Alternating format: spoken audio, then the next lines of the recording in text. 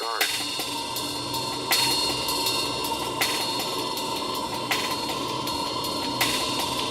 All right, welcome to Torture Garden. I'm Jimmy, I'm Scott.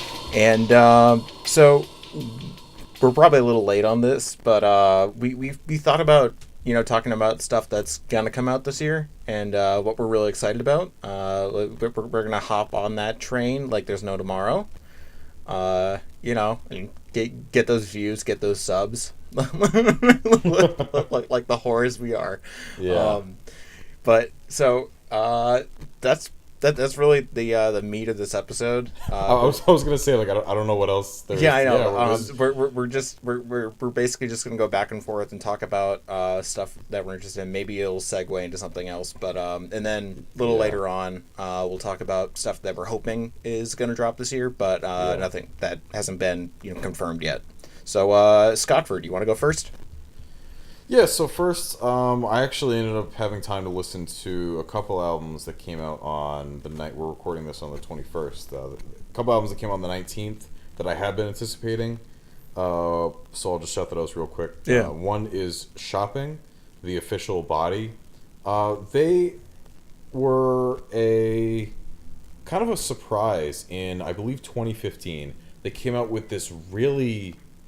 obviously, there's a lot of different shades of post-punk. You have the very moody post-punk, and then kind of the more art punk direction where it's a little kind of bizarre but catchy in a way. Yeah, kind of like you have Talking Heads, sort of. Yeah, exactly, and like you have the Joy Division, like the really somber, and then you have stuff like Transmission and Love Will Tear Us Apart and whatnot.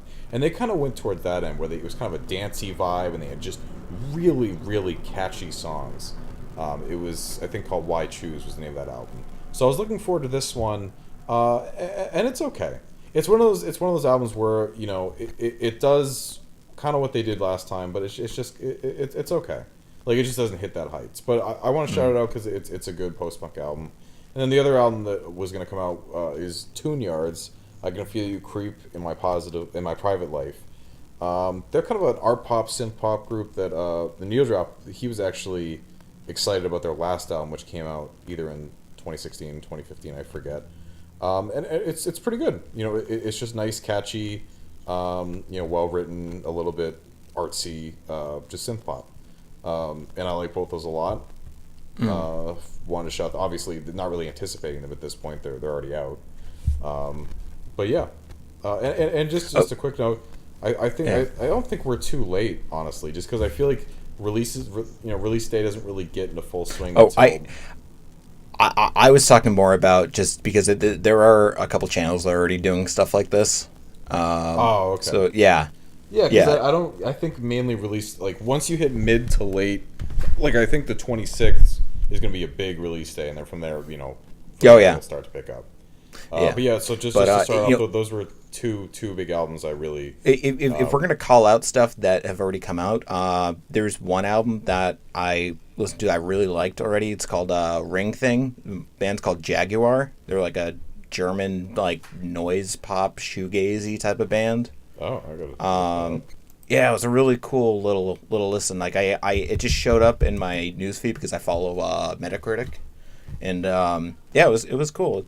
It was a fun listen. It was I mean, obviously, like, when you get to that sort of sound, like it can be a little one-dimensional. So, like, it definitely reminds me a lot of like My Bloody Valentine. But yeah, I think there are some there are some strange, like, chord changes that they use that really make it their own. But still has a little bit one-dimensionality about it.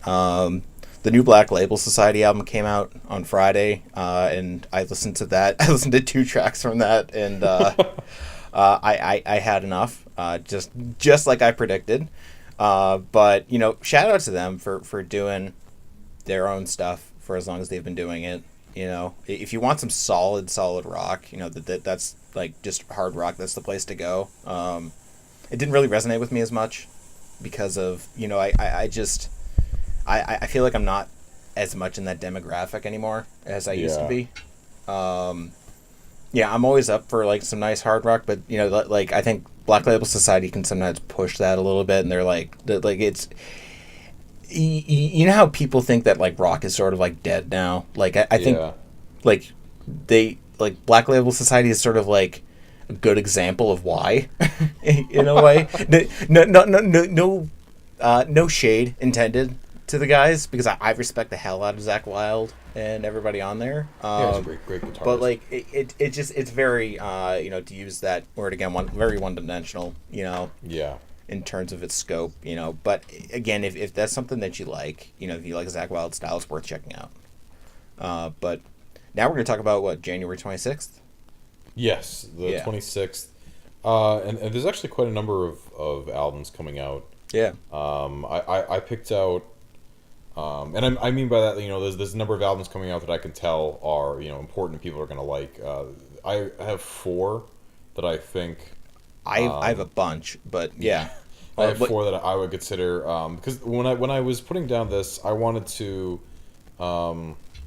really pick the albums that, in my mind frame, without looking it up, without doing any research, I had seen advertised late last year, early this year, and I'm anticipating just on a day-to-day basis. Some of these albums I'm like man, I'm really looking forward to that coming out eventually. So one is Niels Fromm, All Melody. It's coming out on the 26th. He's mainly piano driven, modern classical. He dips into ambient, different electronic territory. He's pretty well regarded in what he does. He is one of those. There's actually a relatively robust, culture of modern classical that people don't. I mean, it's just not. It's not something people register on necessarily, because when you think of classical music nowadays, you think of film scores. If there's a classical piece or classical album that really gains traction, it's a movie soundtrack basically.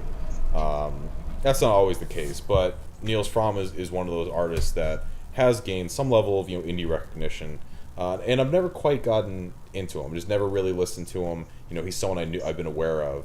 And something I try to do, and I'm going to try to do better this year, is really get into artists that I've been meaning to listen to, and now they have a new album that really gives me an excuse to check them out.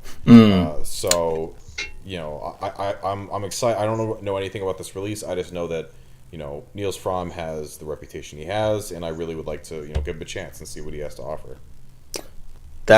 Yeah, that definitely sounds cool. I'm always up for listening to some sort of modern classical music.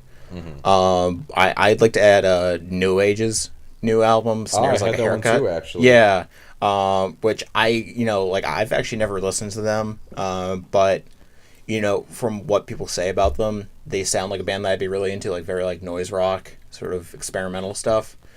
And the album cover is weird as hell, but it's very bizarre. Yeah. Yeah. But I definitely want to check it out, just because it sounds like something that's right up my alley, right up both of our alleys. Yeah. I actually had them down for a different reason. They have been a little weird for me. Is the albums that have gotten a lot of praise, I thought are kind of okay, and the albums that just have kind of gotten more tepid, acclaim, I think are phenomenal. And I think they really touch on a lot of different areas, and sometimes they pull it off better than others, but they really do have that noise rock core, and then sometimes they go into this really dream pop area. Their album, I think Somewhere in Between is what it's called. It has like crumpled up paper on the cover. Has some really beautiful, almost shoegazy melodies that feel different. Like they feel, they have that atmosphere, but they also feel direct. Like it feels like an actual song and not just a, basically a collage of sounds. So I'm really interested to see what they do on this one, because their last album, which came out a few years ago, was very much okay. And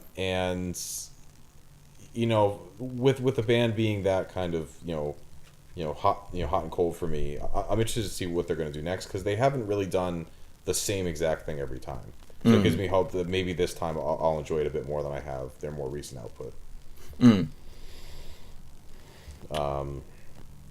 So for me, I had a couple of metal albums to round out the 26th. One is Mammoth Grinder. Yeah, That's on mine too. Yeah, I don't know much about them except they really, people have called them death and roll, crust punk, that strain of hardcore punk that really leans on that, HM2 entombed core kind of sound. And I'm really excited, people I know who like this style, and even people who are kind of lukewarm on it, for the blog and other people I know, are pretty excited about it. So I'm looking forward to giving it a listen. And then, I mean, the band's called fucking Mammoth Grinder. I mean, how can you not like that? Yeah, the great names. I love the album art, and I'm really interested to give it a listen. And the other one, which I'm very interested in, is Portal. I knew that was going to be the next one. Yeah, it's I'm curious to see how I feel about it, because they were one of the first bands in kind of this new movement of, like, I guess what a lot of people have called like skronk, or like that just weird, cavernous, off-kilter death metal that takes what bands like Incantation and Immolation have done, where they're like a little bit angular, a little bit more weird, and just takes it in a whole different direction. I thought their last album, Vexavoid, was really, really cool. They just had some really suffocating, intense atmospheres, and it just was very bizarre. But now that we have, bands like Piron, Ingurgitating Oblivion, Artificial Brain, John Froome, there's a lot more bands that are kind of doing this kind of weird death metal. So I think Jimmy and I have talked about this before. I really don't listen to a lot of lead singles anymore. I like to hear an album as a whole, preferably if it's something I'm looking forward to. So I'm interested to see how it stacks up to recent evolutions in the genre, because I'm hoping it's not one of those things where, the album is good on its own, but just because of everything else I've heard from the genre, it's just kind of it's just not as enjoyable. That's kind of what's happened with me in black metal as a whole. There's a lot of albums I listen to or find on Bandcamp or different labels I follow where you could tell it's good, but it's just not. It's just it doesn't really stack up. It's kind of like I can get this from any number of albums that do it better. Yeah. So I'm tentatively excited for it, because I really do like what Portal does, but we'll see. Yeah, Portal's always been one of those bands, along with like Piron, that I've like always been meaning to get into, but just never actually done the work to actually listen to it. But I always hear great things about them, so I'm definitely looking forward to this. Say if I'm gonna add on one more metal album, Machine Head's Catharsis. I can't really say I'm the biggest Machine Head fan anymore. I used to adore them. Their album Unto the Locust that came out, I think 2012. 2011. Yeah, it was a while ago. Yeah, it was a while ago, but I still really enjoy that album. I think it's a great album. And their last one was, I think, Bloodstone and Diamonds, which was okay. So I'm pretty much expecting an okay from this. I don't think it's going to be like, oh my god, amazing, but I want to give it its time, because I think they're a good band. And anything else you have for the 26th? Oh, that's actually all I had for January. Well, I have February's two more. a bit more robust, so I'll let you take the floor, and then we'll. Well, first one's Ty Segal's Freedom's Goblin. Oh yeah. Yeah, I've actually never really listened to Ty Segal either. I heard really good things about Emotional Mugger. I think you were pretty interested in that, right? I like Emotional Mugger. I think he's one of those artists that he's more about quantity than quality. Yeah. And all of his albums are good. Like, at the very least, they're good. But just he releases stuff under his own name, under different bands and whatnot. So actually, I was thinking about putting that on, but I didn't put it on for that very reason. It's just that I feel like it'll just be another good album. Yeah, I don't really know what to expect from it, so I'm just gonna go into it with a somewhat open mind and try to get into it. And then here's the one that maybe not a lot of people know. Quone, Fine Dining is the album title, and Quone is the group. If anybody who's listening has ever heard of Orenda Records out of LA, good for you. Orenda is one of the best cutting edge, like, avant-garde experimental jazz labels, out there right now, and Quone is, I guess, this project that has a bunch of people who are usually on the label, including the label's head, Daniel Rosenboom, on trumpet. And it just sounds like, I guess it's just like, sort of like free improv. But I'm looking forward to it because I really respect Dan Rosenboom a lot. I think he's a really, really talented musician. So I'm looking forward to seeing what he does here. Because, over the last 2 years, since I've been aware of Orenda, they've put out some really, really interesting stuff. So, I mean, it's not all of it is for everybody. I can't say I've loved, a hell of a lot of it, but there's always something that'll make you want to re-listen to it. And that's why I'm looking forward to this one. Actually, I just looked it up, and it looks wicked interesting. Yeah. Like the cover is a riff on Velvet Underground and Nico. Yeah. Which is pretty cool. And just some of the instruments, you have Brian Walsh clarinet, bass clarinet, contrabass clarinet, and then Daniel Rosenblum the piccolo trumpet, which I've never heard of that.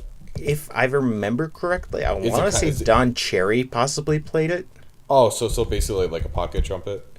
I think I'm getting it mixed up with the pocket trumpet. I know that at the end of the day, it's a smaller trumpet. So yeah, I assume, yeah. Yeah. So yeah, cool. I'm definitely looking forward to that. Yeah. I'm trying to think. Oh yeah. Well, I was thinking about the name, and I'm like, where did they get that from? And I'm pretty sure it's from an episode of Seinfeld. As strange as that is, I can remember this exact episode that they're playing Scrabble, and Kramer comes up with the word quone. Like, quone isn't a word. No, of course it is. It's a verb, to quone something. Oh, that sounds very Seinfeld. Yeah. So I'm a little psyched for it. Just like, if I can reference Seinfeld at any moment, I'll be happy. But speaking of which, have you ever heard of modern day Seinfeld? I think I have. It's a Twitter account where they tweet out like it's perfectly updated like Seinfeld memes plots. Like one of them is what's the name of the mailman? I forget. Newman. It's like the plot is Jerry brings his new girlfriend to Newman's apartment, and her phone automatically connects to his Wi-Fi. Just like wicked funny. And then there's one where it says George is complaining that he gave his phone to his girlfriend to look at a picture, and she swipes, and it just says Jerry voice, like, you don't swipe. Someone gives you your phone, you don't swipe. just like so perfect. That is really great. Oh, I'm gonna have to check that out now. All right, so moving on to February. I assume you have stuff because I only have one single artist for or at least for February 2nd, anyway. Oh, I thought you were gonna say for all of February. I was like, really?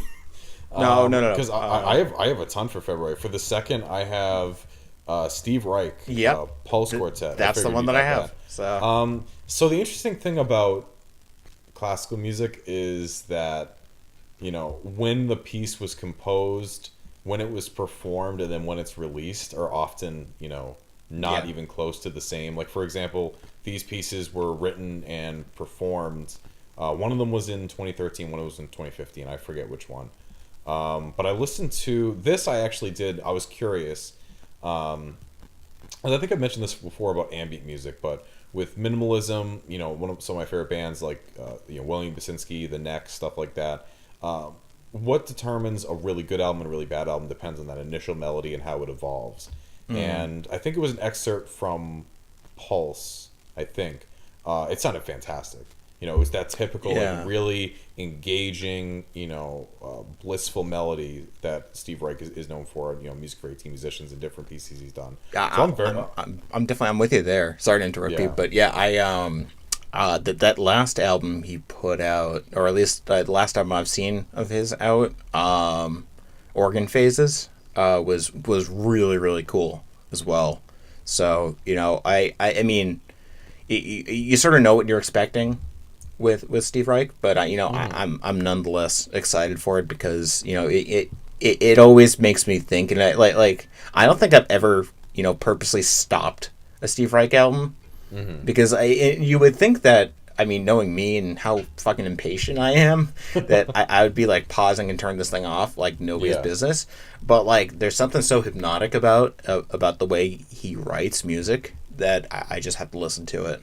Yeah, absolutely. And I'm gonna take this away from you because, or do you have anything else for February 2nd?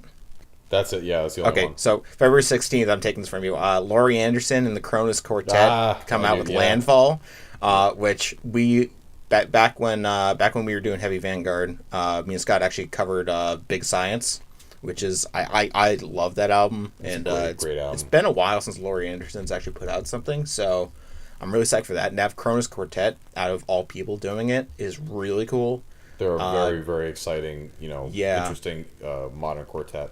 And you know what's really weird is that this happens very often is when I get into an artist, whether something they released relatively recently or one of their classic albums, it seems like oftentimes they're released selling pretty soon after. Like when I first got into Scott Walker, that was right before they announced Soused with Sun. Yeah. And then which is a great album. I love Soused, man. It didn't get as much acclaim as I wish it did because it was kind of weird. Like it's one of those.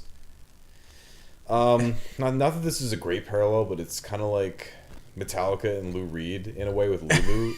only because, and I know I'm not saying the quality's there, but like just kind of who's the album for? Yeah, because it's like I get you. Yeah, like Lou Reed's fans are probably gonna be like, I don't want to listen to this like half-ass thrash shit, and then you have like Metallica's fans who want them to do anything other than whatever the fuck they did with that.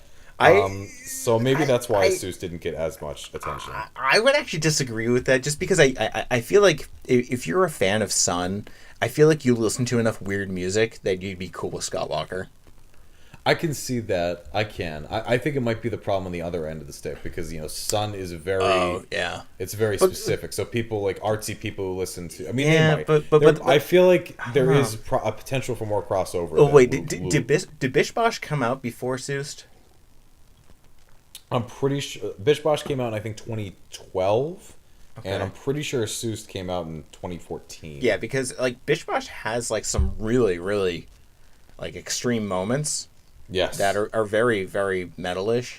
Dare I say metallic in sonic quality. That I think I don't know but nonetheless, yeah, I'm really excited for this Laurie Anderson Kronos. Yeah, same here. I just got into just listened to Big Science for the first time last year, and I really, really enjoyed it. And then lo and behold, here's a new album. So I'm very, very interested to see what she's going to do with Kronos Quartet. And it's thankfully it's going to be here, in less than a month. So,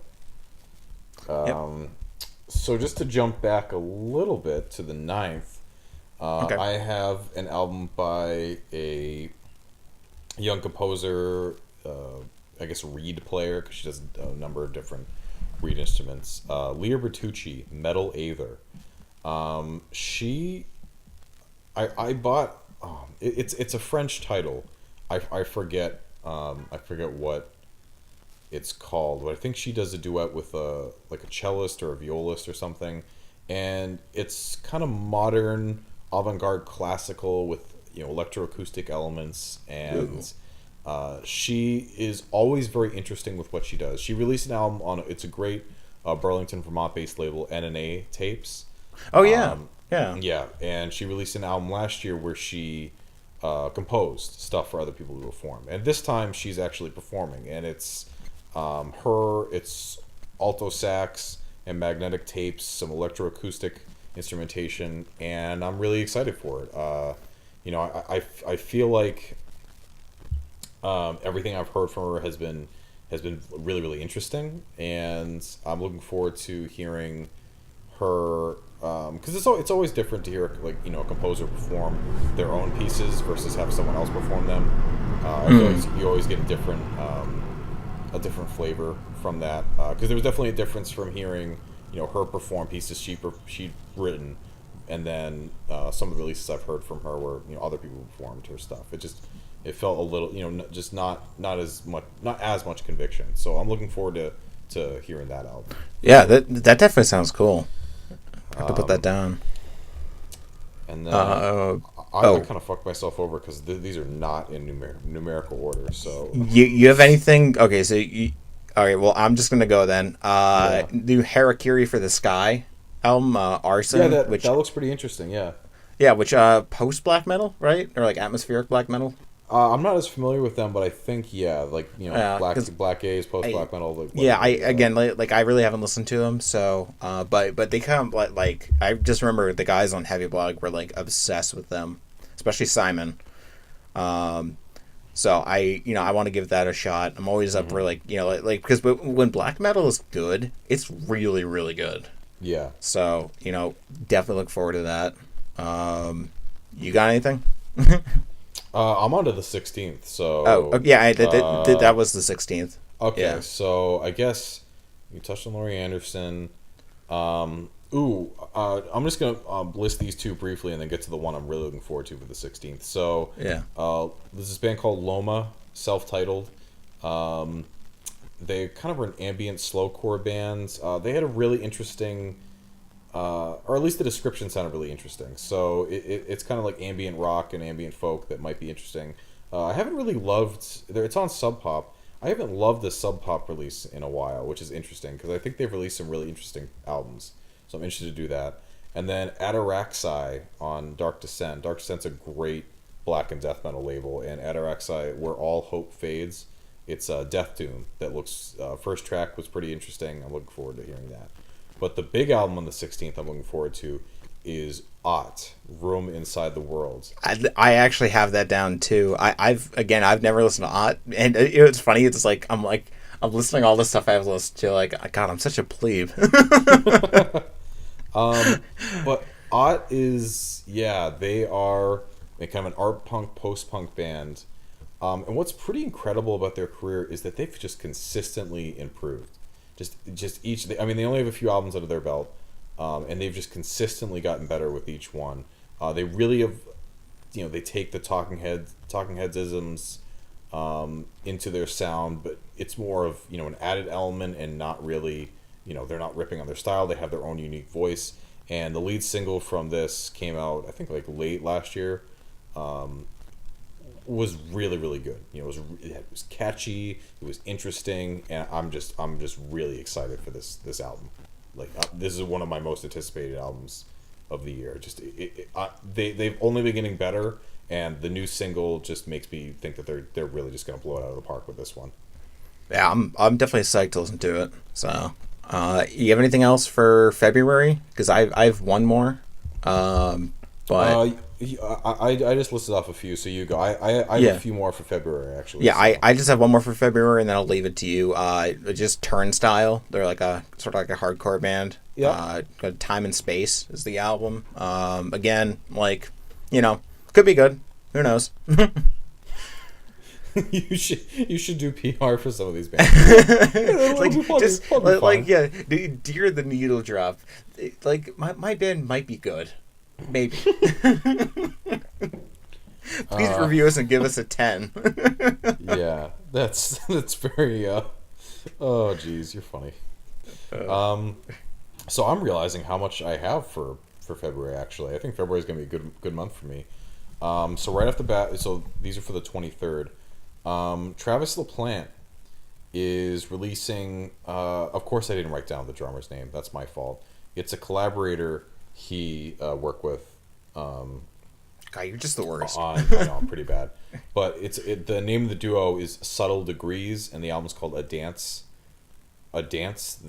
The Empties. Yeah, that's not right. I think it's probably A Dance That Empties. I don't know, man. Avant-garde artists always use weird names like that. So Yeah, I'm not. I got to look that up because I feel like I just. like, do you remember the OC's album from like 2016? It was like and Weird Exits.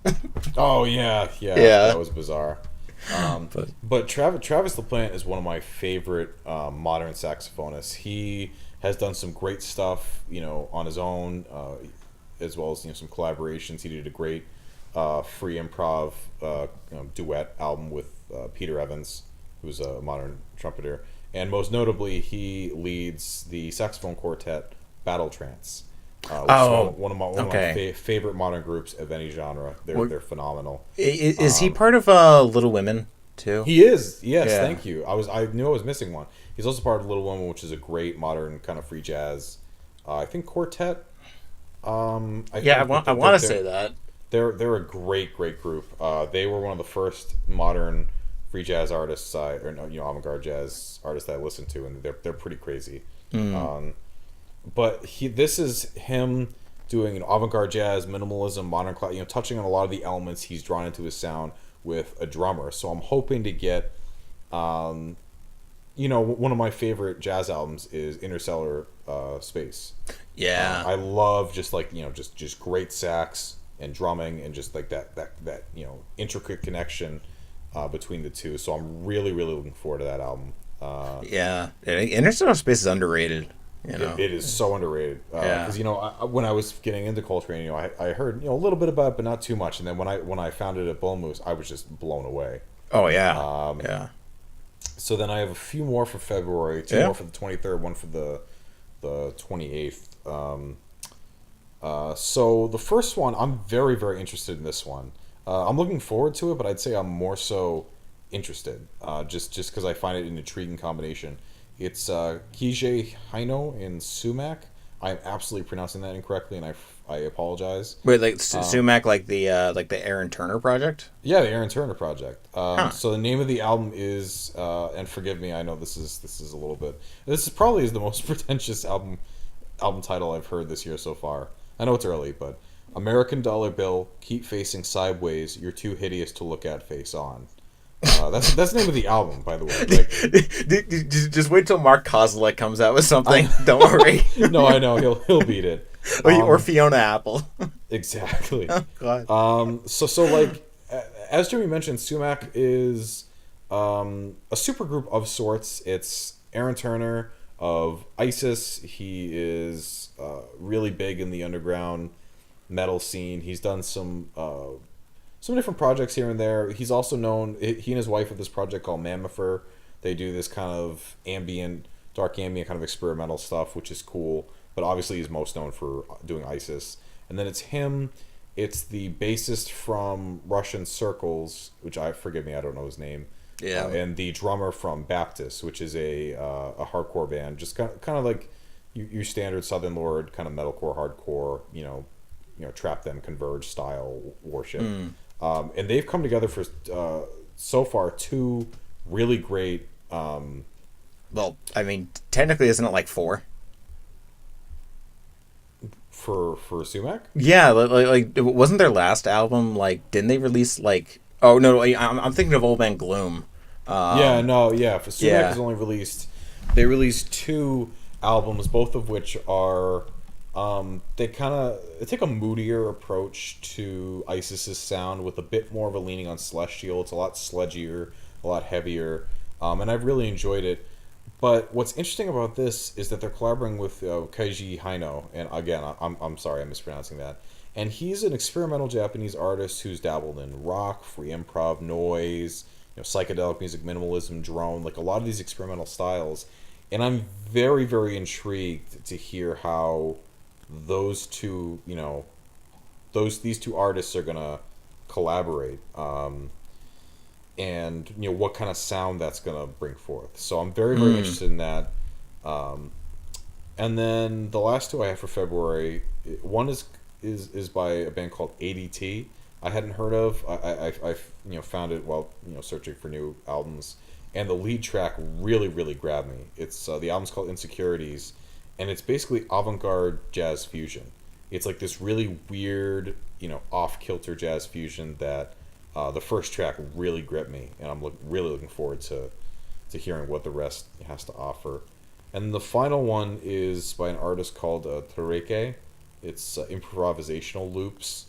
It's just a really, I've said many times before that, the melody makes ambient music. And the lead tracks that they've released for this album just are gorgeous. So I'm really looking forward to hearing it in full. And that's coming out, I think, on the 28th. So I guess February is kind of stacked for me. Ah, dude, that sounds like a great lineup. Yeah. I forgot to add one from January. I totally skipped over it by accident. Orphan Land, Unsung Prophets and Dead Messiahs. I've never been a huge Orphan Land fan, but I always like giving their stuff a little bit of a try because they do have a really cool sound. Just considering, just like I feel like not enough metal bands from around the world use their own culture's music in their music, and I really like how Orphan Land does that. And they do it in a way that really works. So really psyched for that. March, I actually only have two. So, or no, wait, I don't have to only have two. But are you kidding me? I see. On my notes, I have them like March 2nd, March 9th, March 23rd. So I'm only looking at them at like those ones. But I'm just gonna do my two for March 2nd. Moby's Everything Was Beautiful, Nothing Hurt. I'm not a big Moby fan, but and from what the news has said, he might be legally insane at this point. Yeah, he's having a little interesting time right now. But I still want to give it a try, and Kurt Vonnegut reference will always get me. So we'll see. Yeah. And the second one is Rollo Tomasi's Time Will Die and Love Will Bury It, which I haven't listened to Rollo Tomasi in years. But I think they're a solid band, so I really we'll see what happens. Yeah. Interesting. Yeah. I'm kind of the same way, that with Moby. I think my mom, when we were younger, played that one collaboration he did with Gwen Stefani a lot, and like that song's fine. But other than that, I don't know much about him, and obviously he's been having some interesting rants in the news lately. Yeah, but what's that Moby album that what's that album that he's really known for? I think like it's called like Play or it's Play, because I remember trying to listen to that. I'm like, what the fuck? It's okay. Was not my thing at all. Yeah. And Roll Tomasi, I think they're good. I'm not the biggest fan, but I think that they're me either. They're a solid band for sure. Yeah. For the second for me, I only have one. It's The Men with Drift. They're a longtime Sacred Bones band. They've kind of been one of the core, core acts on the label. Yeah, core acts on the label that's just kind of been there since the beginning, seemingly. And they've jumped around quite a bit too. They've done some kind of more folksy rock sounds. They've always have that that noise rock edge, kind of that experimental indie rock area. Their last album was phenomenal. It was really aggressive. Reminded me a lot of Old Time Religion, which are a great kind of like avant-garde-ish rock, like freak folk type band. They had a lot of cool saxophone parts on the album that really fit in very well. So I'm very interested to see what they do from here, because they have really done. They kind of are like some of the other rock bands we mentioned today, like No Age and whatnot, that just jump around. They haven't been consistent, and I don't mean that in terms of quality. Just like they haven't been consistent in their sound, which means that for me, sometimes the experiment pulls off really well, and other times it's just kind of okay. So their last album was I think called Devil Music, and that went really, really well. Like really aggressive experimental noise rock with some sax, placed perfectly. It wasn't overused, wasn't didn't feel just kind of shoehorned in. So I'm hoping that they build on that sound and kind of go down that route, because I really like that sound. I hope that they stay a bit more consistent this time around, just kind of build off of what they did so well last time. Yeah. Okay. I think you said that was it for March 2nd for you? Yeah, the rest for me are the 9th. Yeah, so I guess if you wanna okay, so I know you're probably going to want to talk about David Byrne, so I'll leave that to you. Do you have Ministry on yours? I don't. No. Okay, so Ministry's new album, Americant, with 3Ks.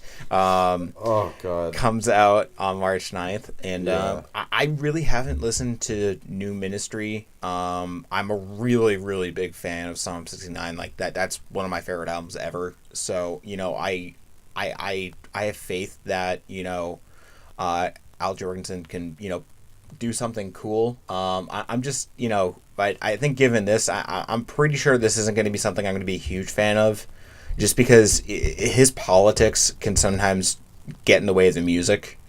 But I still want to try it out because Ministry is a really important band for me. But this next one, I am really psyched for. I've been waiting for years actually for this album to finally come out. Miles Kennedy's Year of the Tiger. And for those who don't know who Miles Kennedy is, he was actually the lead singer of Alter Bridge. I guess he still is, the hard rock band featuring Mark Tremonti from Creed, which I mean is not really probably doesn't. For those who aren't totally turned off from that, he's a great singer. I love his voice, but I really got into him when he was on Slash's solo records. And he just has this just amazing voice, and he's been teasing this album for a long time now, and I'm really psyched that it's finally coming out. So I'm really, really happy that I'm finally going to get to hear this. I don't really know what it's going to be. It could be a little bit folky or country or whatever, but I think whatever he does, I think as long as his vocals are still like in top notch, I think I'll still be happy with it. Mm-hmm. So really happy for that. Nice. Yeah. David Byrne for you, right? I'm trying to figure out which one I want because I have 3 for the 9th.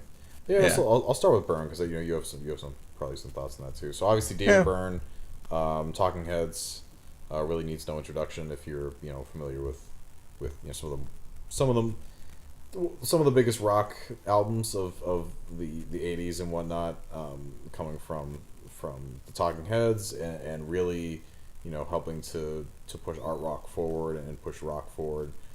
So kind of that legacy alone has me excited for this new solo album. Again, he's known for being conceptual in a way and just really well thought out albums. So I really do want to listen to this in full, but it's American Utopia. So I think he'll have a somewhat more subtle approach to, because obviously it's going to comment on the state of the world. I don't think that's much of a surprise. Hopefully it'll be a little bit more subtle than Ministry, like you mentioned. I think Ministry's take is a bit of vert. But I'm really interested to see what he's going to do, because I haven't obviously I like Talking Heads. I really liked his collaboration with St. Vincent, but I haven't listened to a ton of David Byrne other than that. So I'm looking forward to kind of diving into a solo album and seeing what he has to offer.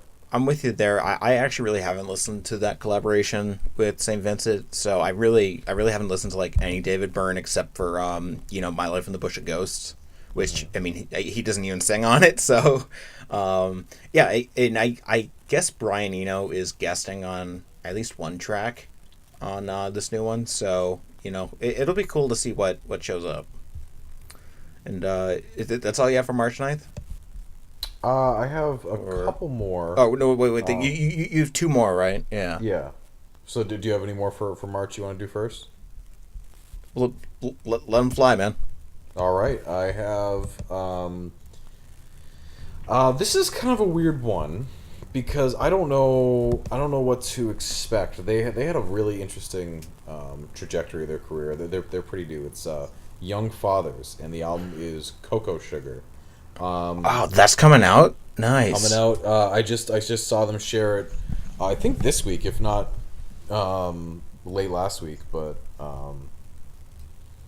they started out as an experimental hip hop group. They released a couple of EPs. Needle Drop and different people were excited about because they kind of did weird avant-garde ish abstract take on hip hop. And then suddenly I'm pretty sure it was either 2014 or 2015. I think it was 2015.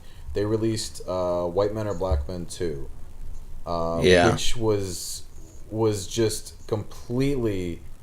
I don't want to say 180, but it was some type of dimensional turn, because they made basically it was a pop album, a rock and roll album. It was just kind of straightforward songwriting in a way, but it was very very catchy and engaging and well written and just soulful. The singing was beautiful. The writing was very punchy and catchy and just very.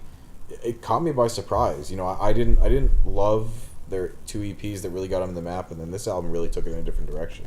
So I'm guessing, based on the, I think I listened to one of the singles that it was released as a standalone before they announced the album.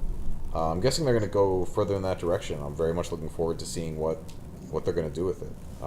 Yeah, I heard great things about White Men or Black Men too, and I really want to see what they can do with this album. Yeah, definitely. Yeah, I mean it's something that I was actually hoping might come out this year, and here we are. So I'm looking forward to that. And then the last one I have for March is Hadeon by Pestilence. Pestilence is they're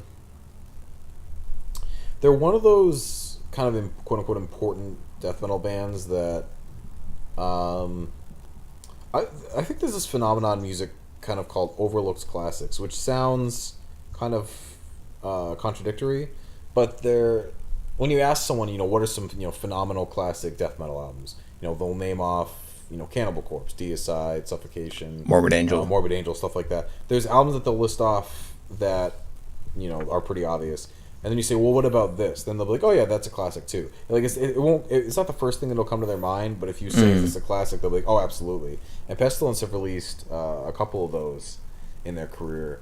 They're more recent because they actually haven't. This isn't a comeback album necessarily.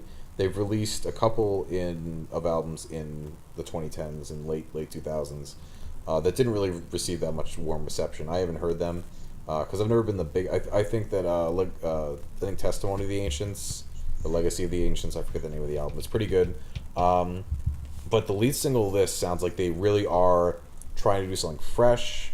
The lead single is very almost taking in the vein, like doing what they were doing, but having a type of gore gutsian revival where they're trying to really double down on the experimental side, which is commendable for a band that's pretty old at this point, especially in the grand scheme of metal bands.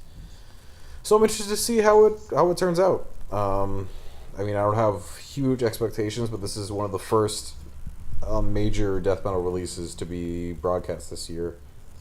So we'll see. That's all I have for March. Yeah. Wow. Okay. Well, yeah. I have two more to add. Jack White's new solo album, Boarding House Reach, comes out on the 23rd, and I'm actually despite hearing a lot of lukewarmness about the lead single for this thing, I'm actually really excited because Jack White's solo material has been really really good. I've been a really really big fan of it. And I'm interested to see what he does next. But do you say anything? No, I like Jack White. I like White Stripes and what he's done. I'll probably check it out. I didn't check out his. I think was it Blunderbuss? Well, what was the big album that sold really well? But Blunderbuss was his first solo album, and then Lazaretto was the second, which they're both really good. Then the next one is I don't know whether I would count this as a 2018 album or not, but there's a Miles Davis, John Coltrane live album that is being released that I'm really not sure. I really want to listen to it because they're both very very near and dear to my heart. But this could just be like another sort of live album. It could be another jazz album. It has the potential to just be like posthumous material that maybe should have just stayed in the archives. Yeah. But who the hell knows? This might really surprise me. I mean, there's no doubt there's going to be some great musicianship on it, but I'm wondering how far they're going with this. Yeah. Because I'm trying to even think the last time they even toured together. I thought was like Kind of Blue. So Yeah. who knows? Yeah.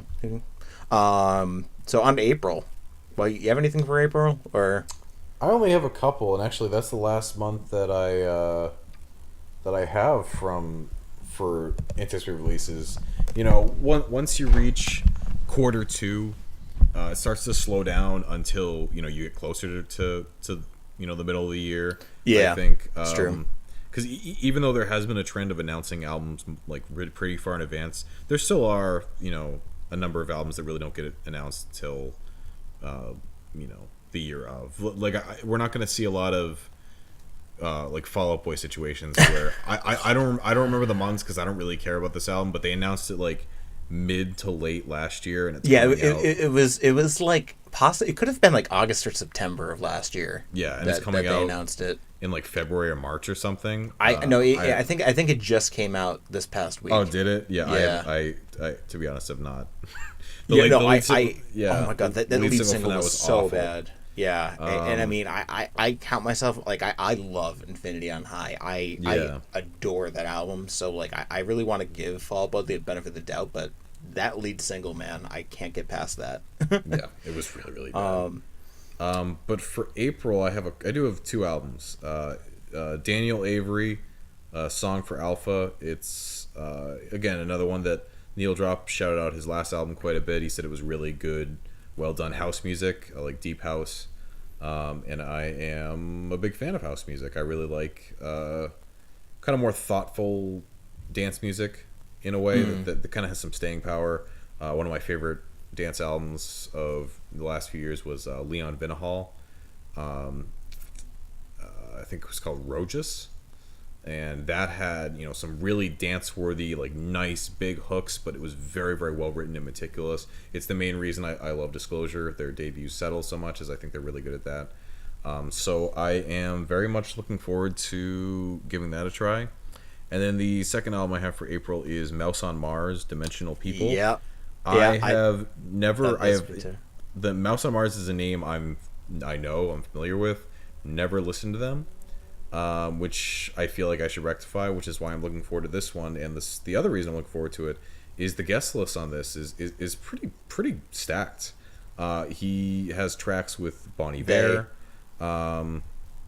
The National, and Beirut, which are three pretty unique and different indie artists that approach doing indie rock and folk and stuff like that in different ways. And I'm interested to see how it'll go into what Mouse on Mars does. It's funny, like I was actually really psyched for this album until I saw the guest list. Oh, interesting. It's not because I'm not a big fan of any of those groups. It's more like I think Mouse on Mars does great material on their own. I really like Ihora Tahiti. I think that's a great album. So I just I sort of wanted to hear something new from them that was just them.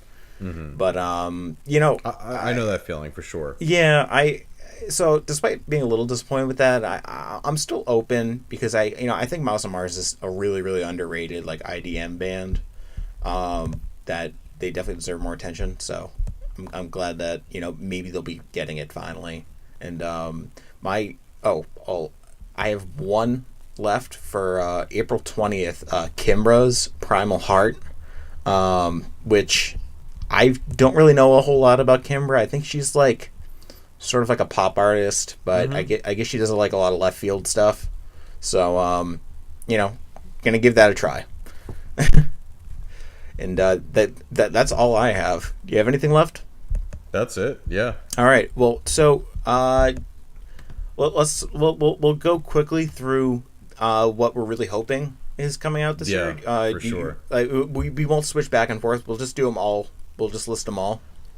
So you want to go ahead for it? Yeah. So I have one of the things I like about engaging with new music and seeing what comes out is truly that just kind of seeing what comes my way. Artists that I mentioned a number of artists here that I've heard of before but never really listened to, and now is a good opportunity. But there are a few artists that I just kind of have been thinking in the back of my head, like, man, I really want to hear a new album from them. And one of them is an artist I mentioned briefly when talking about Daniel Avery, is Disclosure. As I mentioned before, I love their debut Settle, which came out in 2013. I think either 2013 or 2012, I forget. And then their follow-up Caracal was not great. Was just really a big step back, big disappointment. Had some great songs on it, but overall wasn't a great album. They're recording something now, or they're writing, they're in the process. I really hope that they come out with something that goes back to what made Settle so successful, and kind of ditches the slower R&B jams that were not well done, and goes back to the really interesting, well-written house. I'd love to see a new Mayhem album. They usually take a decent amount of time between each release. I think it's been about 4 years. I think their last album came out in 2014, Psychic Warfare, or Esoteric Warfare, which was a good album. They've definitely perfected the art of making relatively straightforward black metal with enough of an edge to stand out and really remain interesting. And I love Attila Shazar's vocals, so I'm hoping that they continue with that.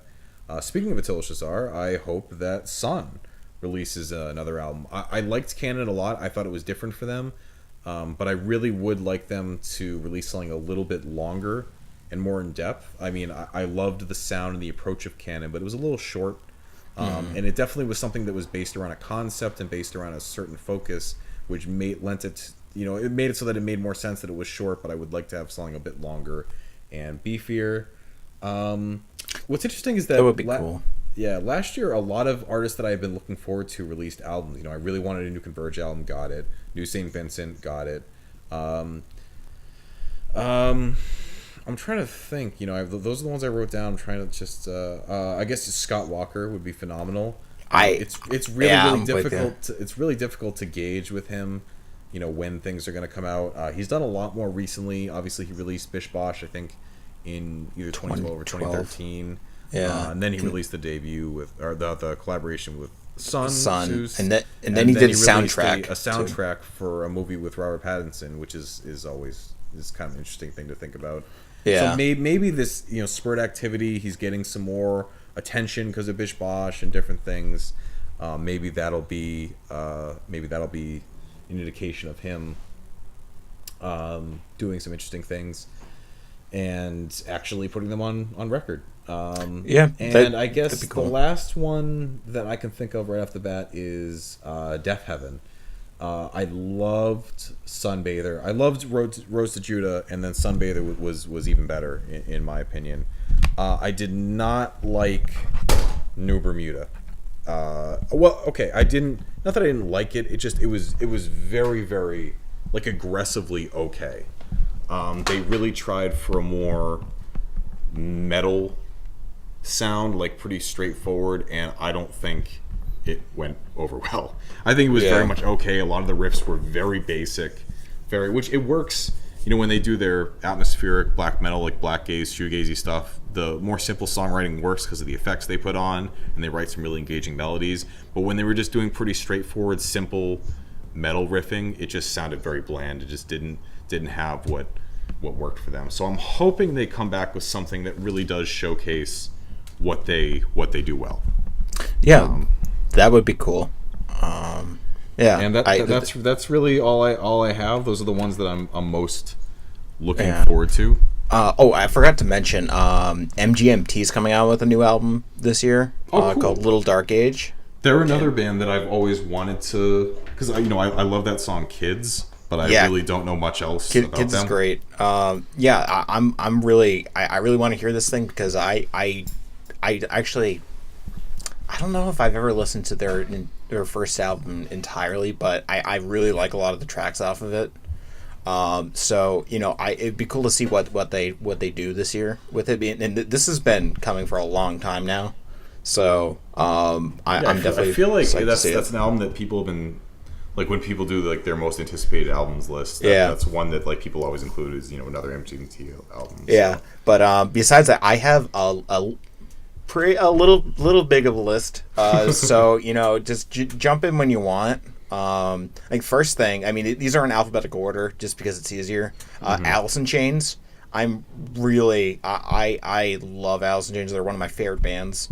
And I thought they were going to come out with something last year, and they did not. And I'm thinking this year, I'm really interested to see what they have, because I was a little lukewarm about their last album, The Devil Put Dinosaurs Here, at first, but it really grew on me really fast. And there were some killer riffs in that album. Like there's this track called I think it was Hung from a Hook, that was just like, oh my god, it was so good. Yeah, so aside for that, Ant Mask, the band featuring Cedric and what's his name? I know it's Cedric Zavala, but the other dude from Mars Volta, who I can't remember now. Yeah, I know, right? Don't you just hate yourself? That's like really embarrassing because Omar Rodriguez Lopez. Yes, thank you. Yeah, so featuring them, it's a little it's almost like if At the Drive-In did alt rock instead. Their new album is called Saddle on the Atomic Bomb, but they still haven't had a release date for it, and it's been announced since last year. Yeah. So I'm not really sure when if that even shows up. The Armed are supposed to be due for a new album, and for those who don't know, they're like a really, really insane mathcore, metalcore type of band. They put out their first album for free when it came out. I think it was 2015. That sound familiar? It's the one with that picture of like the guy smoking who has like David Bowie makeup, basically. Oh, yep. Yeah. So I would really like to hear a new Armed album. Barshasketh, they're a Scottish black metal band who I almost single-handedly got me into black metal. I remember that, yeah. Yeah, I still love their last album, Ophidian Henosis, is like such a great album, and they're due for a new album this year. They've teased it a little bit, so I'm really really hoping that they do something this year. Behemoth too. Oh yeah, they've been apparently recording, so maybe we can have something this year. I mean, the Satanist was amazing, like one of the best metal albums of the decade, like without a doubt. And so but I think with Nurgle's solo album, I don't really know how that's going to come into play with everything else. Yeah. But I mean that already came out though, so who knows? But Danny Brown is supposed to come out. He's been rumored to have something, and he said that it's with a legendary producer. So I don't really know who who that's supposed to mean. I think it's going to be Madlib, but you never know with Danny Brown. So because he has a lot of odd connections with people. So I definitely like Atrocity Exhibition was such a great album, and it was great. Yeah, I'd like to see what he'd do. That's something that I think could be really good, but also because it would be cool to hear a Madlib collaboration, but on the same time, Madlib has a very specific style. And I know he's done some weird stuff on Mad Villainy, and some of the other beats he's done have been a little out there, but just not on the level that Danny usually does. So not that I don't think Madlib could reach that level, but just that's not really his typical wheelhouse. Well, I mean, I'm just trying to think of legendary producers. Yeah, but like in terms of modern relevant legendary producers, kind of there's a short list, and Madlib's at the top. So I agree that it makes Dre, sense. but I don't really see. Odd. I don't see Danny doing something on like the West Coast, really, like because his stuff really doesn't have a coast to it. Yeah, I mean, he is from Detroit. Yeah, he's from Detroit, but maybe his stuff is just so his own.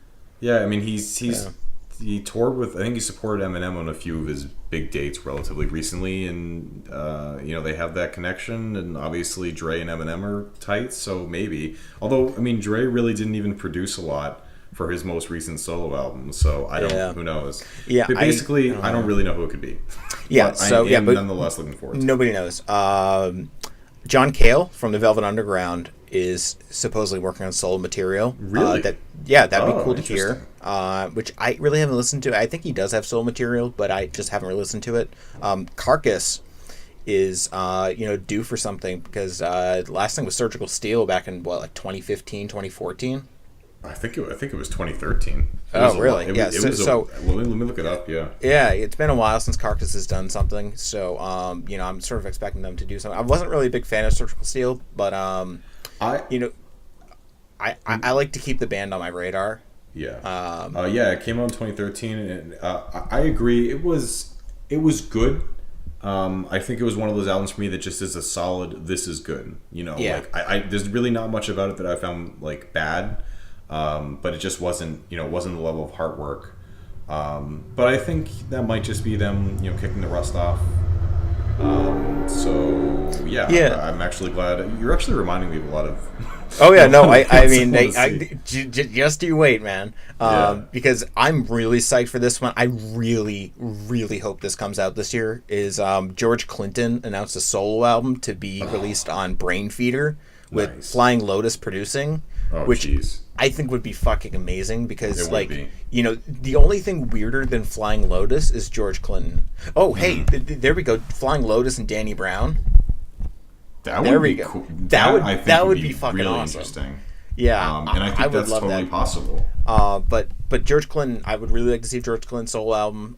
Just considering that he was on To Pimp a Butterfly, so it's not like he's completely out of the public eye. Yeah. So I think that'd be really cool. Zach De La Rocha is supposedly releasing a solo album at some point, and he released the first single for it last year, and it was really cool. I'd really like to see, because he's one of my favorite rappers, definitely. And he has such a unique flow and unique voice.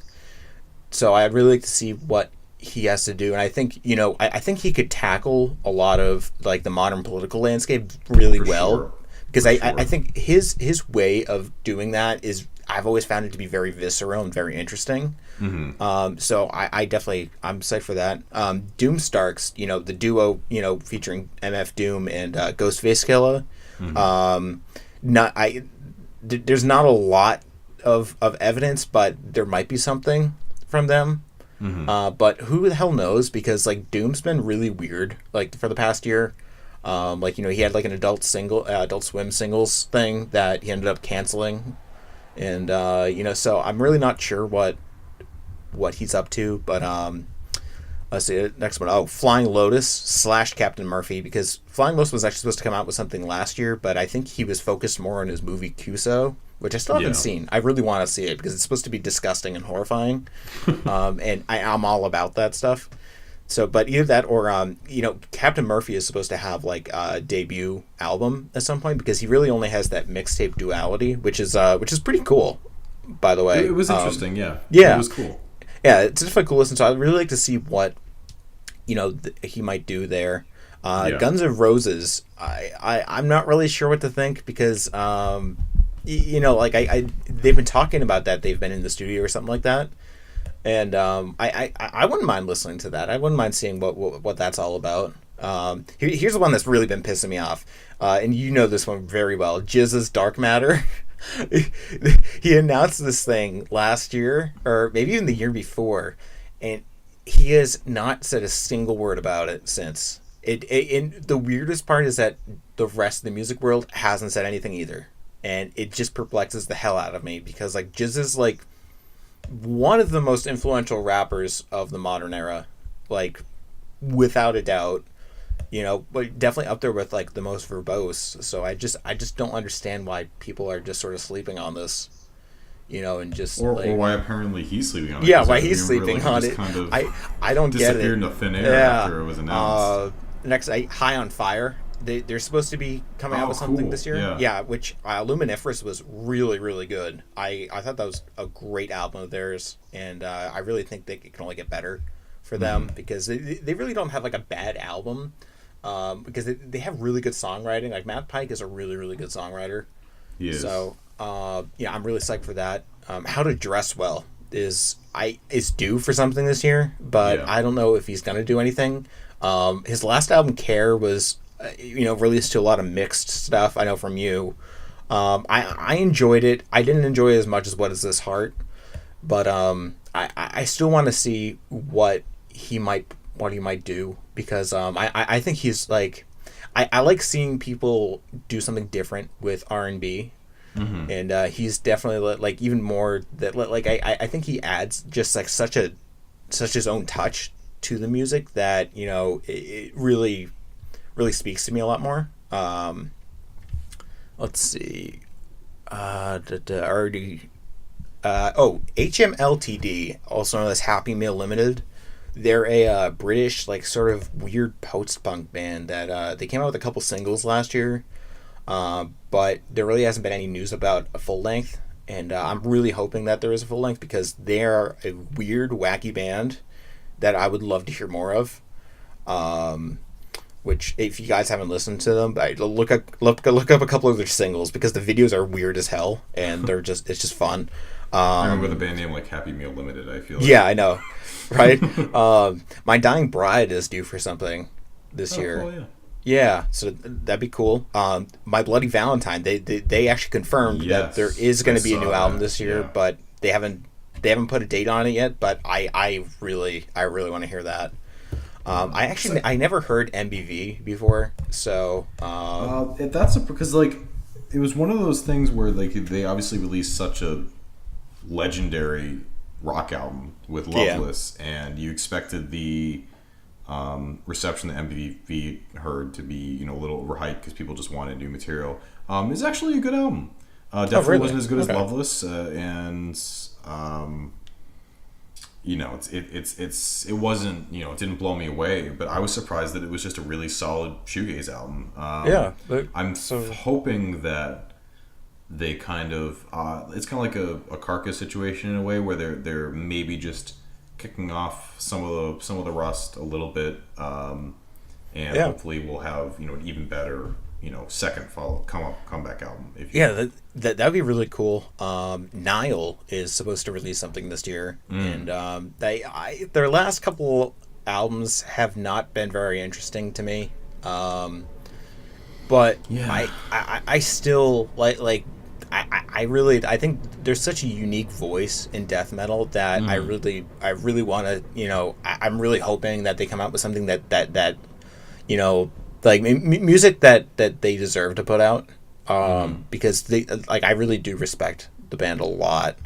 9 Inch Nails, I'm not sure about this one, but they were supposed to release, I thought, 3 EPs last year, but I think it was only 2, like not the actual events, and then there was another one, and they were okay, but I'm either hoping that he'll or at least they'll, because it's a duo now, they'll release either the 3rd EP and then combine all 3 EPs for like a physical release. Either that or just a regular full length would be really cool, but I don't really know, because Trent Reznor's been really odd about physical media lately, so I'm really I feel like he might be just really disillusioned with the modern music industry so much that he might not put out something in the usual way, which is a little disappointing, because I really like 9 Inch Nails, but you gotta let artists do what they want,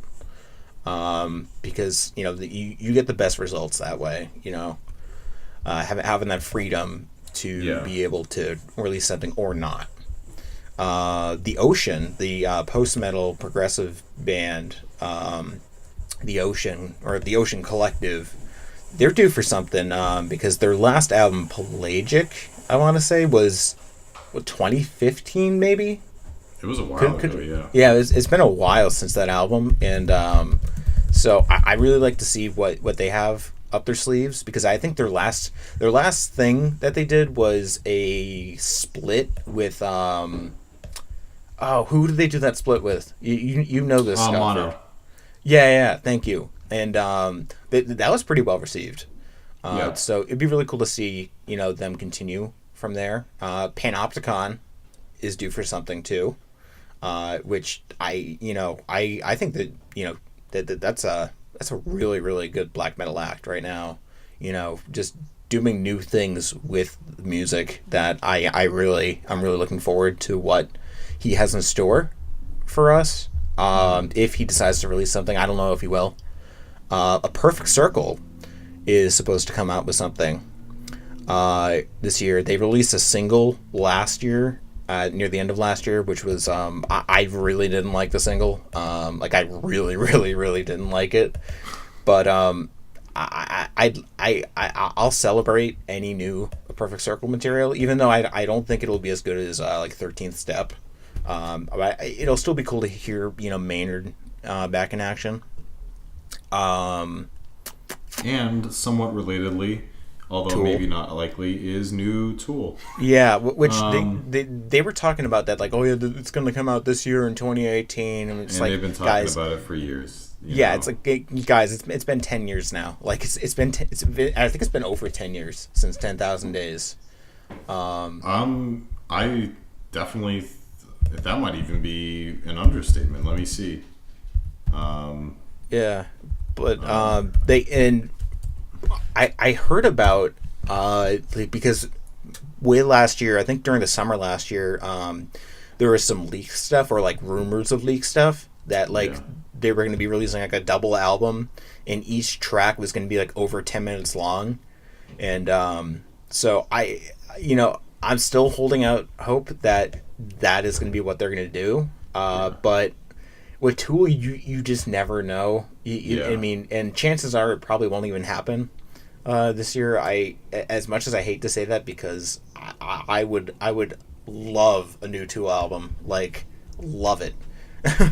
So but, in April of this year, it will have been 12 years since 10,000 Days. It's interesting because if you look at the band's back catalog, one second, I'm just scrolling down. It's kind of interesting how that. I mean, obviously they got busy with different projects, but there was only a 3-year gap between Undertow and Anima, and then there was a 5-year gap between Anima and Lateralus, and then a 5-year gap between Lateralus and 10,000 Days. And now it's been 12 years. It's been over a decade. Yeah. It's become like a meme in the metal community. Like, oh, it really is. And like I like Tool. I think they're good. I think they've written some good material. I'm not a huge fan, but still at this point, it's kind of like I mentioned before, like, Dr. Dre hyped up Detox for so long that when he finally released a new album, I was like, well, what does it sound like? And kind of like with Guns N' Roses, it was probably the most relevant example prior to Tool is someone who, like, for years upon years they hyped this album up.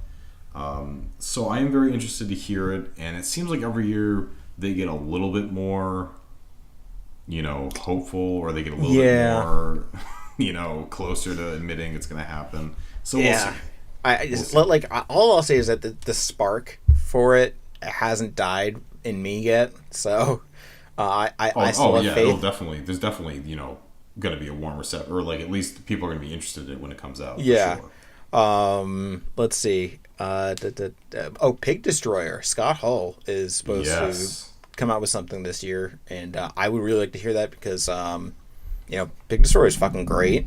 Definitely one of the best modern grind acts there are right now. Oh, without question. And I think they're on Relapse, and Relapse released an image, I think yesterday, where it said, new albums coming from these bands this year, and Pig Destroyer was right at the top. Oh, what else is in that? Let me pull it up. Yeah. I'm just gonna go on from there until you get that. Quasimodo, which is Madlib's like rapping alter ego, is supposed. He's been like, there's been talk of him releasing something, but they were talking about that last year too. So who the hell knows?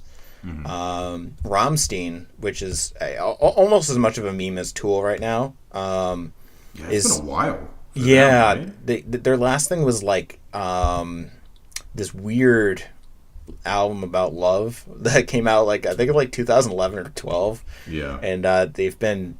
I think they came out with the Greatest Hits thing. I think a little after that or something like that. And but that's pretty much been it from them. And I'd really like to see something new because they're an awesome band. I love some Rammstein. So. Mm-hmm.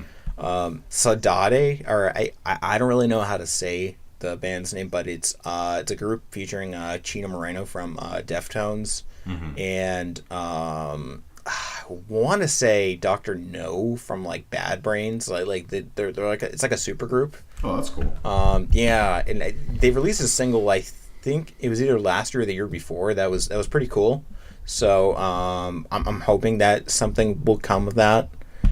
Psy, the experimental black metal band Psy, they were actually supposed to release an album last year called Hair to Despair, and or Air to Despair, and they actually moved it forward more because I think they have just been working on it a lot. But they said that it's coming out this year. So I've never been a huge Psy fan, but I like to. Yeah, I like to keep them within my radar because I think that like they're a cool band to have around me, like Japanese black metal, like Japanese experimental black metal. Like I'm like they like I love all three of that. You know, Sleep was reactivated. I don't know, last year or was it the year before, but I'm pretty sure they've been working on new stuff. Supposedly. That's what they've been saying. That would be really cool to see. And it would be their first album in I mean 20 years. Yeah, like that. Probably. I forget when Dope Smoker came out, and you know, obviously there was goofiness with the release day of Jerusalem and Dope Smoker with the label. But you know, we haven't heard new material from them in a while. Obviously, you know, from there we've had stuff from High on Fire and Ohm. Which actually, I'd love to hear a new Ohm album. A new Ohm album would be really cool. It's been a while since that, too. Yeah. Yeah. It'd be phenomenal if we got new High on Fire, new Ohm, and new Sleep in the same year. That would be really cool. Dude, like Matt Pike and company are just like burning the candle at both fucking ends. Yeah. Exactly. Oh my god. Themselves in the studio. That would be great. Wolfhammer. They're like I think like a black and death metal band. They're coming out with something this year that I'll give that a try. And finally, Young and in the Way. They're like a black and hardcore band. Yeah. Which I know you're not like the biggest fan of them.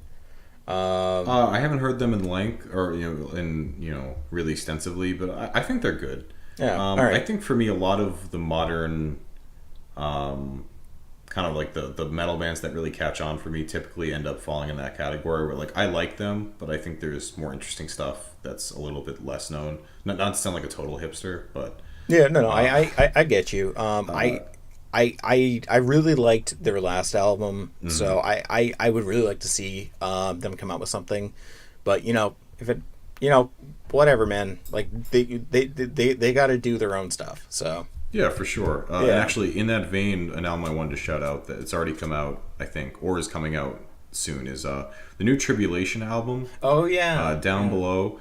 I've been very conflicted with them because usually metal bands that receive like universal acclaim from not only the metal community but also the quote unquote normal music journalists, to me, have been a little overrated. Unless it's Sunbather. Well, I think that the narrative around Sunbather was a little bit far-fetched. They made it seem like they were doing something wholly new, and they really weren't. They were synthesizing a lot of elements from other bands in a new way, but they really weren't doing anything all that new. But I think they deserve the acclaim. I really like the album. But Tribulation, they're like a music journalist's wet dream because journalists really love the traditional metal revival, and they kind of do that. Do. Oh god, it's so annoying. But they do it in like a gothic and occult in a weird way. So they kind of do Ghost, except a little bit more with an edge, which is why everyone loves them. And I've had a really weird relationship with Tribulation because I don't really agree with either side. I don't agree with people who say they're overrated, and I don't agree with the acclaim they've gotten. Like I think, like I said earlier today, they're like a quintessential good band. I think what they do is good. It's interesting, but it's never phenomenal. Like their last album and this album I really enjoyed, but it's just kind of okay. Like it's just like Ghost, Opus Eponymous, for example. Like for me, the songs were memorable. They actually had like the Scooby-Doo songs. They do, yeah. Like I think it actually had songs that I remember, like the hooks and stuff, and it switched it up a little bit, and like the performances were a little bit more convincing. Tribulation, I feel like every song is good, but as a whole, it just starts to get old. Like it's mid-paced throughout, and just they kind of do one thing and they do it well. It's one of those bands, they do one thing and they do it well, but that only goes so far. Unpopular opinion, I think this new like heavy metal revival thing, I have yet to like an album from it. Like I just find it to be so annoying. Yeah, that's just overdone. Yeah. But you know, like I'm definitely willing to try something that might change that opinion. Mm-hmm. But I've yet to hear anything that really has. I mean, I remember when you were a little bit into it. I'm trying to remember the band.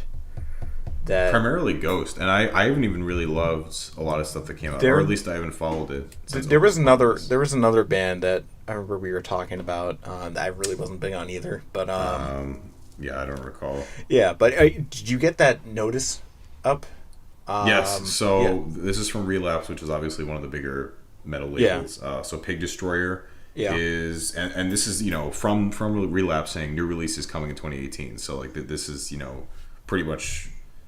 Barring some disaster or whatever, these are going to come out. So, Torch, which I really love, Neanderthal and Harmonicraft. I didn't love their last album was a little bit too. I liked kind of like the poppy sludge thing that they did. They did it in a very interesting, unique way, and I feel like their last album, I think. What was it? I think Restarter. It was called. Yeah, it was Restarter. Yeah, it was weird because like the same year. That album came out, Floor had also reformed, and like it was so weird that you could hear a lot of like Floor, which is the guitarist, like the frontman of Torch was his original band, Floor. You could kind of hear the parallels. It's kind of like he was in that mindset for both albums, and it just didn't work for me. It wasn't what I really go to Torch for, but we'll see what they come out with. I actually really haven't listened to Torch all that much. So I'll listen to whatever comes out. I don't think I'll be a huge fan of it, but go in with an open mind, man. Yeah, for sure. But who else is on there? Survive. So Survive did the theme music for Stranger Things. Yeah. And when their first album came out around that time, I hadn't watched Stranger Things, so I was like, I don't really care. But after watching Stranger Things, the music is phenomenal. So now I'm interested to hear their new album because they're signed to Relapse. Yeah, that is really weird. It's a very interesting. Yeah, it's like interesting thing there. That's like almost as well. No, I say this is actually weirder than Prurient being signed to Dark Lore or Profound Lore. Yeah, Profound Lore. Yeah. Yeah, I feel like that's something that different labels have been doing, especially Relapse was one of the first labels to do it in the metal sphere, where they start signing really unrelated bands, which is I don't really know why, but like it's kind of like for example they have Nothing is coming out with a new album this year, Nothing, like the shoegaze band, so that was kind of a weird sign for Relapse. Obscura is coming out with a new album, which is weird because their last album came out pretty recently. I think either last year or the year before. Yeah, I remember that. Yeah, I don't know what to think about Obscura. I've always liked them. I've never been the hugest fan, but I'm interested to see what they do with this one. I don't know if you're familiar with Yob, but they're pretty YOB. Yeah, they're pretty well known. Doom. Yeah, doom metal bands, so that'll be interesting. Yeah, I'm actually writing that down because their last album was really cool. So, I'm not really looking forward to this, to be honest. But Gruesome is coming out with a new album. Okay. Gruesome is basically like death, except not death. Yeah. They I mean, it's kind of weird because they specifically aim to be like a death tribute band, but they write new material. So it's kind of hard to know how to feel about it because I feel like it's kind of a cop-out, but I don't know. Like I have really mixed feelings about that. I don't know. Like for me, but personally, like when it comes to metal and stuff like that, like I don't know if they do it well, I'll listen to it, and I'll enjoy it. It's not really like it's not. They just do it so close to the chest that it just there's no like they don't do it. It almost sounds like Lost Death recordings remastered. Like that's how close it sounds. This is sort of like how AC/DC has been doing, like been covering AC/DC since 1980. Honestly, it literally sounds like they released an EP that sounded in the vein of like they're more progressive because their earlier albums have been kind of like the more straightforward death metal phase of death. But they're releasing an EP that was more like symbolic and human and stuff like that. And it literally sounded like they lifted parts straight from that, but to make new songs. And so it just, yeah, like it is what they're doing is they're doing it well. But there's literally no reason for me to listen to them when I could listen to Death and get pretty much that is true. Anything else on there? Iron Reagan, which they released an album pretty recently, so yeah, I guess Crossover Ministry, which was one of my favorite albums of last year. Yeah, and they are coming out with a new one. I guess they're just not satisfied. That's not sure how I think about it. I don't know. I don't know how I feel about that because they've always been like it's been like sort of like a side project. Yeah. For like like Municipal Waste and those guys that like their main project is like Municipal Waste, and then like every so often they'll just like toss out an Iron Reagan album. Yeah. And I think that's worked really well because all of their albums have been really good. But I think I don't know. I mean, no doubt I'm going to listen to it, and I'm probably going to enjoy it. But I don't know. Yeah. But if they can do like another Fuck the Neighbors, I would love that because God, that fucking song, like song of the year, man. Yeah.